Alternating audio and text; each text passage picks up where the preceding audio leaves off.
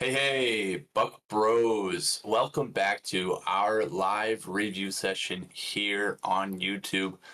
I am Buc Bro Ryan, and I'm joined by fellow Buc Bros Bryce and John. Zach, who's usually on this podcast with us, will not be joining us tonight. He is traveling, so he will be with us next week. But for this week, guys, welcome back. And we get to celebrate another win, 29-27. The Bucs escape the Jets, and here we are talking again. Bryce, John, it's another stressful Sunday for the Bucs, but they make it out and move to 3-0. Hey, broadcasters. Yeah, I did not expect that to go down to the wire, especially given the score once we entered the fourth quarter. Again, special teams, I don't know what's going on there. But the Cardiac Kids do it again. In Baker, we trust. He, once again, brings us on a game-winning drive to win on the last-second field goal. 3-0's first time since 2005, when it was our 30th year anniversary. But anyways, it feels good. Win's a win. We'll take them however they come. It's awesome. Yeah, It is awesome. Yeah. No, I was just gonna add that we knew these games were gonna be sloppy, right? We knew we were missing players. We knew we were missing guys like Tristan Wirfs. We knew we were gonna be missing Godwin. I don't think we expected to be missing Cansey, so many of the offensive linemen. But the fact that we can find a way to get in there and get W's in these situations is that's man, I apologize. I don't have the vocabulary today. But that's kick ass, right? That's what we want. We want to know that we're able to get wins in tough, ugly matches, so that we're going to be able to get wins down the line when we get these guys back. And so, I'm fine with wins like this. As long as we keep getting the wins, then it doesn't matter. Yeah, I like that you said that. 3-0 feels good any Monday. So let's break down the game in the game review section. And let's, as any game, there's some good to talk about, some bad to talk about. Let's start with the good. And I like that you mentioned that, John, because I think that's my first point is, we're 3-0 and we've had opportunities to not win these games, but in the pressure play, we've found a way to come out on top. That's something that, in previous years in our 50 seasons, I felt we were on the other end of that a lot. And we would find ways to lose. You talk about leaping in 2003 and stuff like that. So it's nice to see the team find ways to win. How do you guys like our ways of finding ways to win? Yeah, I mean, if you just go back to last season, we were 1-6 in one-score games. Now all of a sudden we're 3-0 already to start the season. So quite a turnaround of and you can say it's fortune, but it's really not, right? Like we're making the play that needs to be made in order to win the football game. And in years past, to your point, like we've been Bucs fans for 25 some seasons now, right? Almost half the existence of the Bucs. And it's always seemed that like we would always make that play to lose the game for the most part. Um, and to see a team, and obviously we've won a couple Super Bowls, but this team just feels like a team of destiny right now, where the play that has to be made, everything could go wrong in the game, right? Like, take the Jets game for instance. We go up by 9. There at the end of the, after the 2-minute warning, you kind of clinch the game. All of a sudden, the guy jumps over our center, blocks the field goal attempt, takes it back to the house, and all of a sudden they're up by 1. In years past, you're like, oh well, that's that, right? Like the Bucs don't come back from that usually. That's how a game would end for the Bucs. But now it's like they don't have this. There's no fear mentality, right? Like it doesn't matter if we're down with a minute to go. Baker's guy, hey, I'll get put the team on my back. We're gonna go, make the play. We're gonna go down the field, get ourselves in a position to go win this game. We're gonna go win this game. And look at McLaughlin, right? Like McLaughlin struggled the first 2 games. He missed 3 kicks. All of a sudden, he comes back. He makes 5 field goals, especially the one that wins the game. So everybody's kind of gotten this. There's this really nice aura about the team this year that, when somebody needs to step up and make a play, they're making that play right now, which is great to see. I definitely for me, it's interesting. I like at the closing end, like a game-winning drive, especially years of having Jameis knowing that on a game-winning drive he's going to throw a pick in the end zone, or he'll get you right to the red zone and throw a pick. You know what I mean?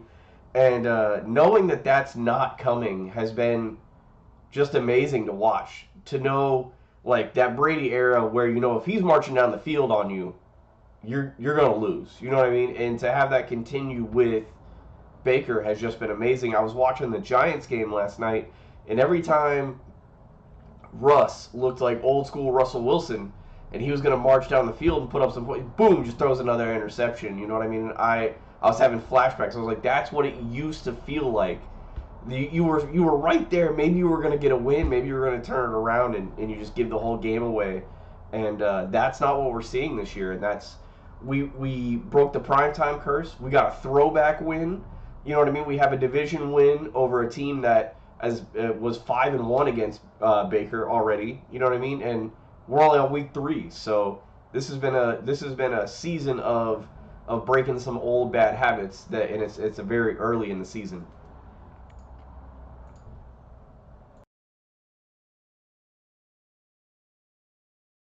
Yeah, I like that. Yeah. No, I sorry, I had to find the mute button there. My bad. I could see you struggling there for a second. I was like, oh, where is it?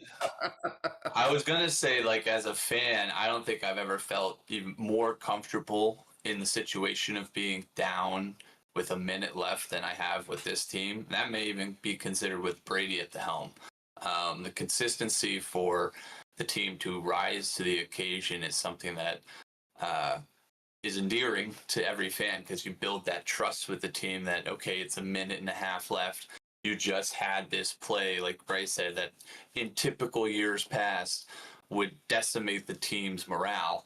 This team seems to have the resiliency, and I think that all starts with the guy at QB who, is making his case for the MVP, in my opinion, Baker Mayfield.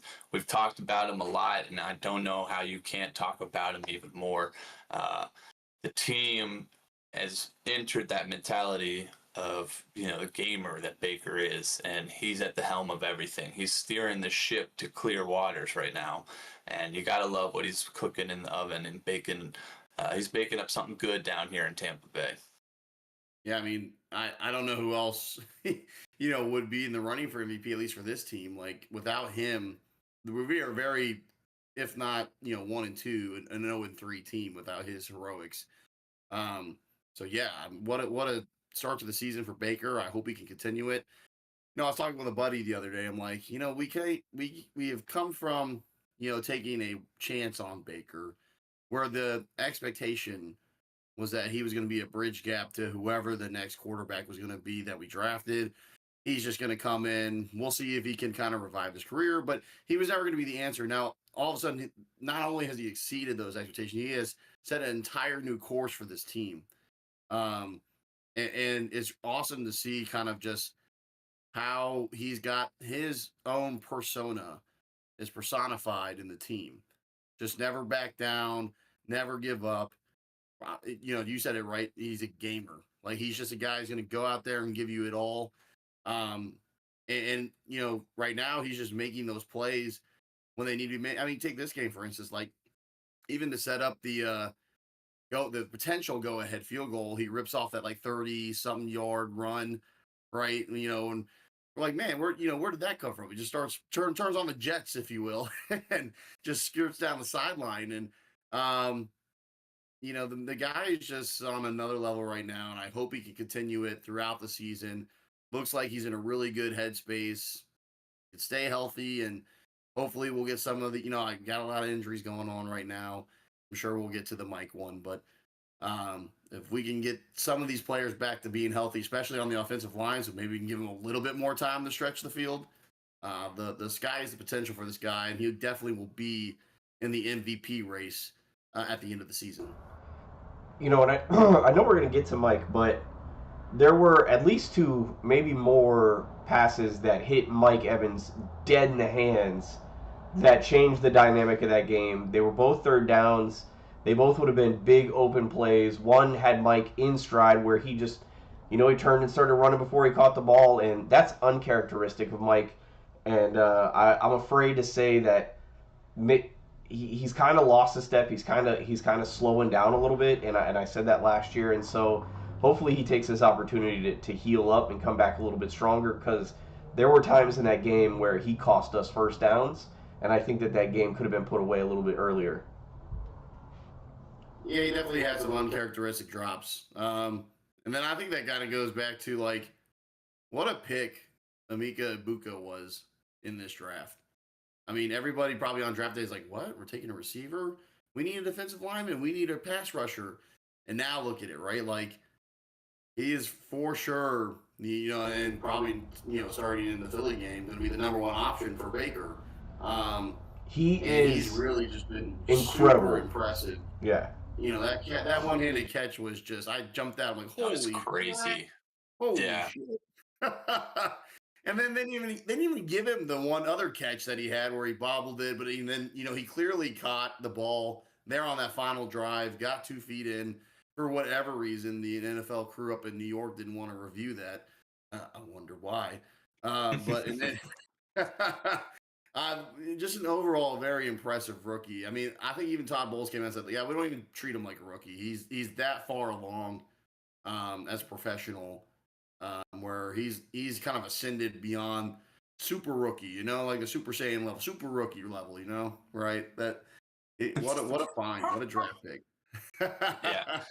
He's definitely, like you said, why do we need a wide receiver? Well, it's proven that we do because we'll get to the Mike injury, but having him out, it's great to have that security blanket, especially as stellar as he's been to the start, these first 3 games.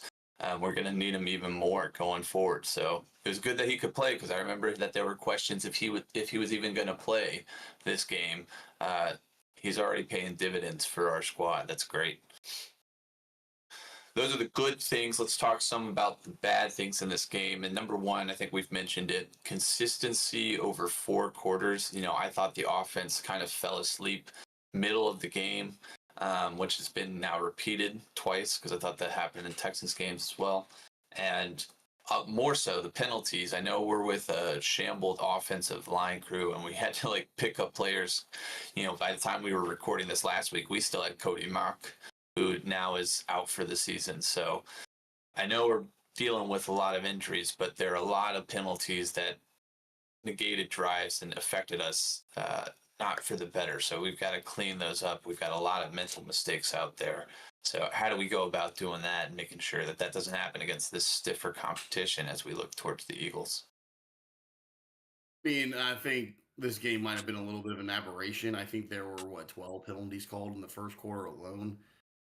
I really don't know if we'll see that going forward. This officiating crew, for whatever reason, just did not have a good day. And it was on both sides of the ball, I would say. There were some, and don't get me wrong, for sure, we had a bunch of mental mistakes in this game that got to get cleaned up. A lot of that, I think, has to do with some of the continuity on the offensive line. Players that are starting for the first time in their career, and you're going up against a guy like Quentin Williams, one of the better defensive tackles in the league. So there's going to be some struggles there. And then, it's like, okay, well, what's the cadence like? How's this going to work? So there's a lot of that. Hey, as some of these players are going to have to play going forward. There'll be hopefully some continuity, and this rash of injuries will at least at some point stop and we can stay healthy. But some of the calls are just atrocious. I can even think of the defensive pass interference they called on Sauce Gardner against Mike on that 3rd and 20. I didn't see a whole lot there, but I didn't also see a whole lot when Mike got called for a hold on a Rashad breakout or a Bucky breakout. I didn't see a whole lot there. I cannot believe that they didn't review the catch that Ibuka made on the sideline on that final drive. I mean, it was clear as day. He got 2 feet in bounds. It's debatable about the Lazard touchdown, whether or not he had control there. I think it was, they called it a touchdown.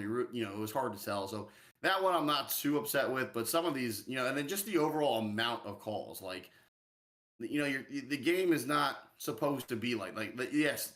Is there usually a penalty on every play? Probably, but let them play a little bit, it shouldn't break up the continuity of the game. That's what it did. So all in all, I think we won't see as many penalties as there were in this game going forward. But I will say the sloppy mental errors have to get cleaned up if you're going to beat better teams, which is coming on the next couple of games. We're playing teams that are above 500 for the next 4 games in a row. I mean, they're above 500 now. They could collapse later. They could. Still early in the season. Yeah, 124 penalty yards.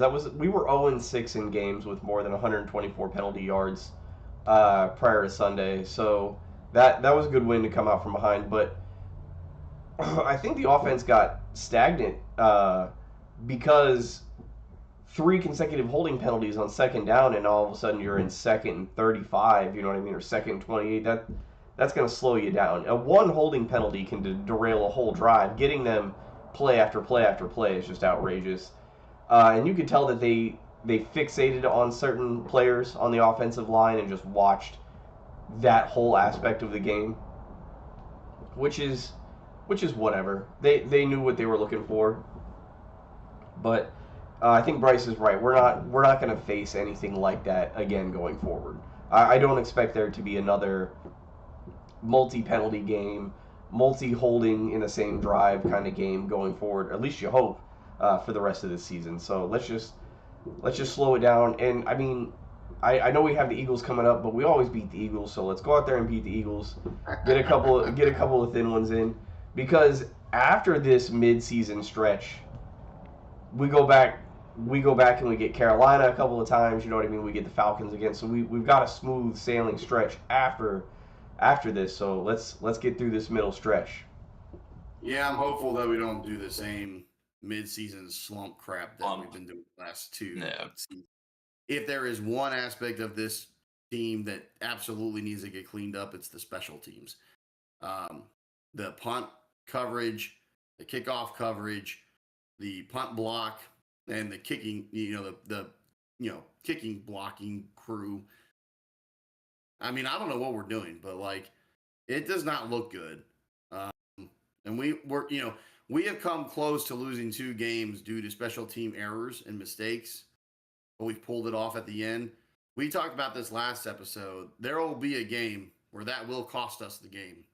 And if we don't get that cleaned up, there's going to be games where we're like, oh no, same old Bucs losing on stupid plays that are, should be correctable, so I don't know. That's just one aspect of this team that we got to kind of be like, hey guys, we got to do something about this. Yeah, I agree that special teams definitely is a concern, but I will give Chase McLaughlin some credit. I don't put that block on him. Otherwise, he was perfect for the day, stepping up in a big way. I think he carried that game because obviously we weren't getting in the end zone a whole lot. Other than the pick 6, that was nice. Got a turnover finally, 2. Yeah, luckily for you, Jamel Dean wasn't run over by a bus there, John. Otherwise, I watch that game. Yeah.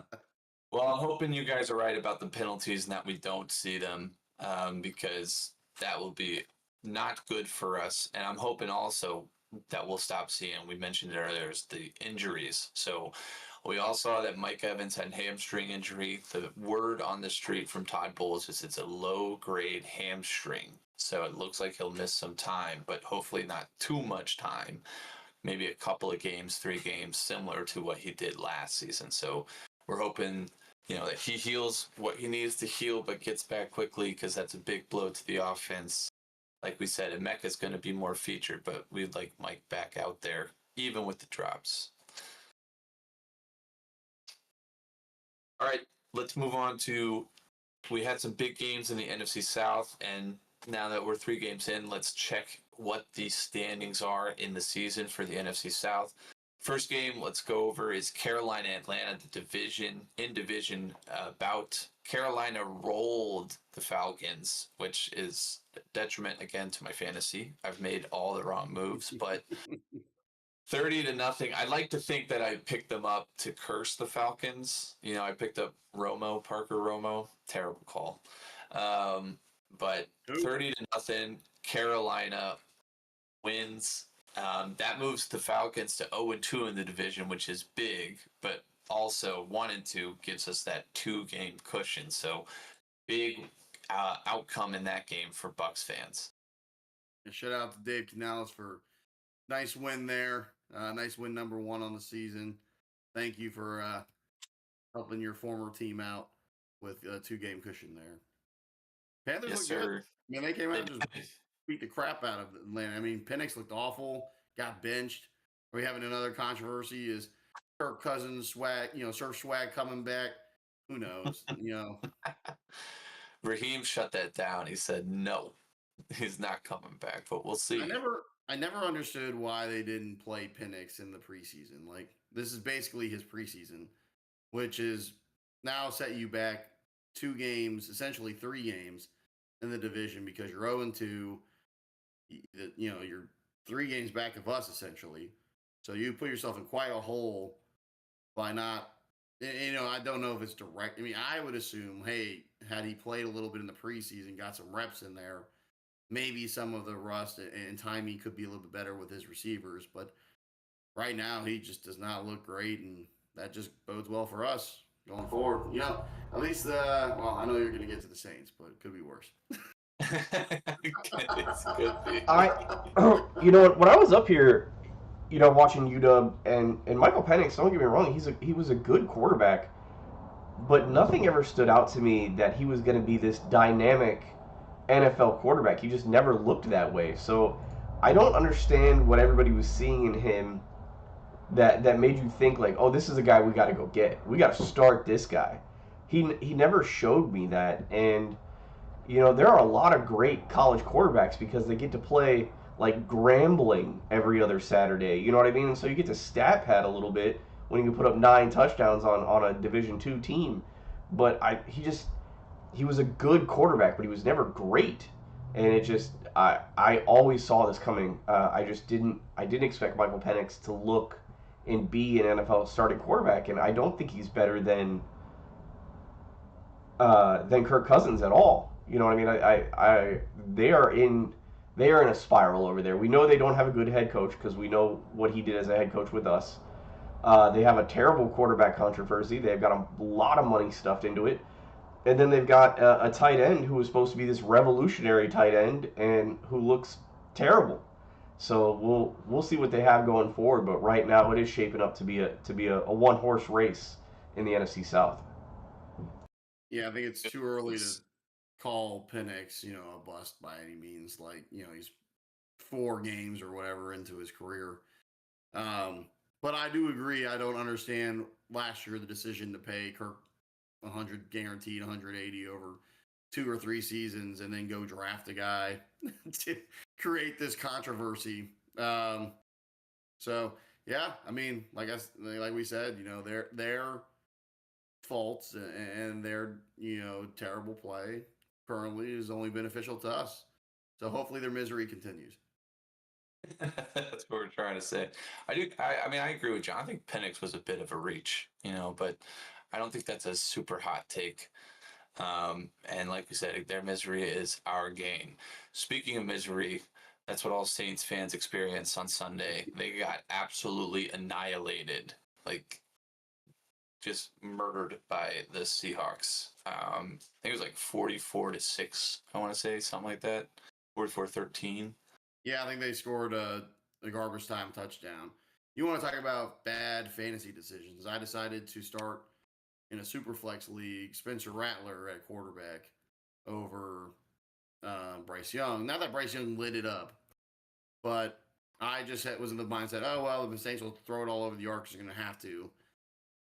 And they did, and it was a terrible, terrible, terrible result. Yeah, that was just a complete ass whooping on every aspect of the game there. I remember I was watching the game, and we're watching the game as part of, I was at Buffalo Wild Wings watching the late games. And every time I looked up, I'm like, how the hell does Seattle have the ball again? And it was just crazy. It was 21-0 before you could blink. It was crazy. Yeah, 34 points in the first half was a lot of fun. I was watching it from my deathbed, just incredibly sick over the weekend. The games were at least making me feel better. But yeah, what a good game. Watching the Saints lose is always fun. I wish I had felt a little better. We had a crawfish boil with some of our friends from New Orleans on Sunday. I didn't get to go because I was sick, and so I wasn't able to rub it in their face all day, and that's just unfortunate. But yeah, it's good to see. It's good to see the Saints get taken down. Spencer Rattler looked shook. Towards the end of that game, he started to question whether or not he wanted to be in the NFL anymore. You could see the look on his face. So yeah, I mean, I didn't expect to go into the season worried the most about the Panthers, but maybe we should keep an eye on them. They look the best out of all three. I was gonna say if this week is any testament to the rest of the season, then yeah, I would agree. It was. I don't know if you guys heard, but like on one of the Fox pregame shows that Drew Brees is on now, he said the only difference between the Saints and the Bucs is they made 2 game-winning drives. Otherwise, who else scares you who scares you in the NFC South? I'm like, yeah, I'm glad you said that before this game. First of all, it was just an asinine comment. Secondly, I don't have to do nothing but just show you the result of this past game with the Saints. Like, yeah, same team, really. Like, Yeah. in my opinion, I'm like, I think the Saints' strategy was always this was going to be a suck. We're going to tank for the top quarterback this year, and I think they were banking on Arch Manning, and even Arch Manning doesn't look that great. So obviously it could be somebody else, but they're not gonna be a competitive team this year. Wow, I didn't even think about that because they're from like New Orleans, right? The Mannings. Yeah, Archie Manning was a New Orleans Saint legend.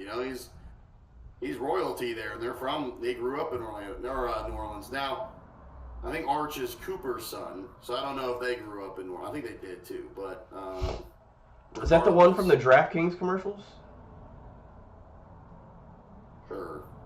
Sure. The non-football Manning is the one that does the. It's the football Manning. Yeah.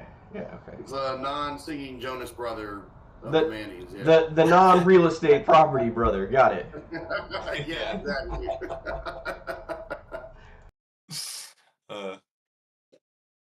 Yeah. Well, for I feel like this week was the best outcome for all Bucs fans because of Carolina's win. So that puts a standing 3-0 Buccaneers, which is the difference between the Saints, who are 0-3. So they're about 3 wins difference for Drew Brees. And Carolina is above now Falcons for having that divisional win. Both teams at 1-2. So we got a 2-game cushion just off of record. But with the division record, we're better than Atlanta at least. Yeah, it's like to be determined with Carolina, right? But they're 1-0 as well. Yes. It kind of sucks that it's like we only get to play them 2 games out of the last 3, so it could be completely. Who knows what Carolina's going to turn into? I was like, maybe John's right, and that'll be for the division. Who knows? That would be crazy. That would be crazy. I hope not. I hope we're just running away with this thing. No.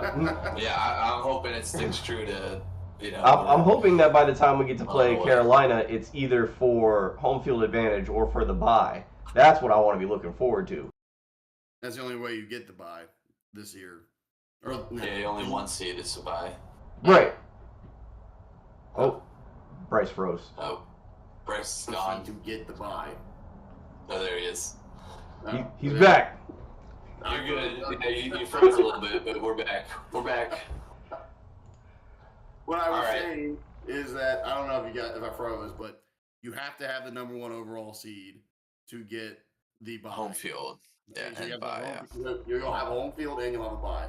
And I'm with you, John. Let's get that. That would be awesome because we've never done that. We never had home field advantage throughout the playoffs, guaranteed. But we did have home field advantage in the Super Bowl, which was dope. True. First one to do it. It's funny that the next year is exactly the same with SoFi Stadium, but we were the first, let's say. All right, let's move on to the next topic, which is our Buc Bros review. We put out some Buck bets on Sunday. Now's the time to see how we did that. If you guys want to follow along with our bets, maybe even tail them, you can look at them on Instagram at Buc Bros TP or on TikTok at Buc Bros 11. So make sure you're following us there to see all of our picks, see how we do this this season. For this week 3, we were actually 3-1. So the first one was a Bucky shot anytime touchdown. Obviously did not make the cut. Neither of them got in. We did see a Mike touchdown though, so shout out to Buc Bro Bo, who nailed that in his comment on Instagram. Good job there. I got And it on then my parlay, which is nice. Bucks money line, Mike Tutty. So with Mike, nice. Yeah. We had our usual Baker over on rushing. This week it was at 13.5 yards. Obviously he got that and then some. Finished, I think, with 44 with that one big run at the end that could have set up the game winner, not the eventual game winner. We had Sterling Shepard over 2.5 receptions. That cashed as well. I think he had 4. And then the Bucks over 24.5 points. They made 27 points, cashing out on that. So 3-1 in week 3. I think that puts us at 9-3. I want to say. I think we've been 3-1 each week, but I'll have to go back. I'll make sure that that's up to date next week. So good job, guys. Nice job. Try to go 4-0 next week. If Party Man on TikTok is listening out there, we'll make sure to wear closed-toed shoes going forward. Yeah, we'll close them up. We'll only wear shoes. All right. That's it for this. So like I said, we'll see you guys next week. If you want to join us, it's every Tuesday at 8 o'clock we go live. So make sure you're here for that. We'll have our review on Mondays going forward. Sorry. Unless it's a Monday Night Football game, then it'll be Tuesday at 8. Yes. We got one more of those against the Lions in a few weeks. Oh, cool. So yeah, on that specific Monday night game, look for us on Tuesday. Otherwise, on Mondays at 8 o'clock. I think everybody out there should just stay on our YouTube channel 24/7. Consistent. You won't have to worry about missing any time we go live because you'll just be there. I think that's the best advice you could give. Then I don't even have to plug in the review, on Wednesdays at 8 because you'll just still be online. It'll be perfect. Exactly. And make sure you follow us on our social medias. Again, Instagram at Buc Bros TP, TikTok at Buc Bros 11. We hope to join you guys and get a little conversation going throughout the season. We'll always be here, so we hope to talk to you guys live about the game and hear your thoughts going forward. Let's hope we can keep the gravy train rolling. 3-0, looking for 4-0 next week. We'll be here to review that win or lose. But for now, it's a big go Bucs for me. Let's go Bucs. Go Bucs.